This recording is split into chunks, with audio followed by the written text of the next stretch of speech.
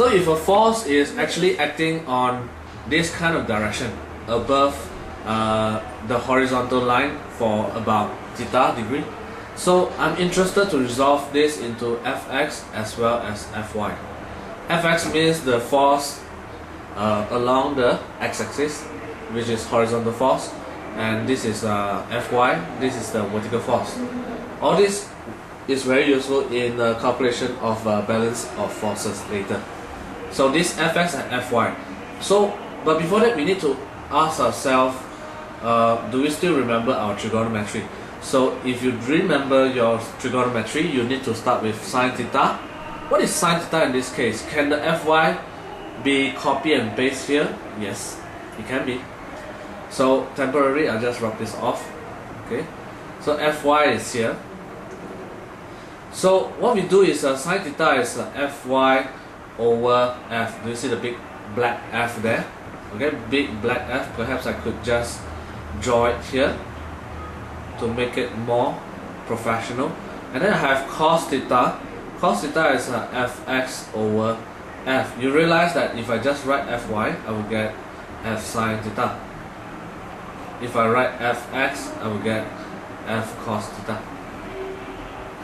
So maybe you will have this kind of impression that horizontal Fx will always be cos,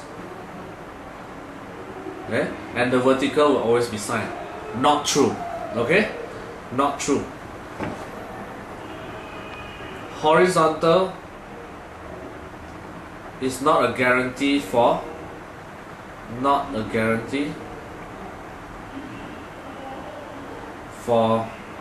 using cos. I'll prove to you in the next diagram. You see, if I have a diagram like this and the angle is 47, so Fy is here, Fx is here. So can you say Fx equals to F cos 47? Because you always have this impression that horizontal is always cos. No, this is wrong. You know why? Because I'm going to correct it. Look at this one. If I put this red line here, so this Fx, so let's start with cos 47. Cos 47 is actually Fx over cos 47 is Fy, sorry, Fy over F. Fy over F. So Fy is actually F cos 47. You see, Y component is using cos, so that will really confuse us even further. So what we do is we use my method. This is my method, or you can call it Mr. method. So you just remember, if I have this and if I have this, let's say I have theta. Later I'll show you how alpha works. So I have theta here, F here, Fx here, and Fy here. Okay, the rules is the Derrick's rule, you can call it. So the rule is, if the line you wish to find, I wish to find this Fx, let's say, if this line, if you wish to find, is nearest, the keyword is nearest to the angle, use cos.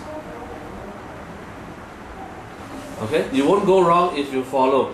Like for example, this one, Fx. This Fx line is nearest to the angle, so I use F cos theta. How about Fy? Fy is furthest from, Fy is quite far from the theta, not even touching. So it's actually F sine theta. You can say it's a sin not to touch theta. Okay? It's a sin not touching theta. Okay? So I wanted to remember this well because sometimes they give you other example like this, where F is like this, let's say 10 Newton, and then they give you here 35 degree. So what should you find if they ask you to get Fx? Fx, this part, this time is not nearest to the angle, so it has to use 10 sine 35. And then Fy this time is lucky because Fy is nearest to the angle 35, so it will be 10 cos. Just remember, the nearest you use cos, the furthest you use sin. Okay? The line nearest to you, fine, use sin. No, use cos. Okay? Pay attention.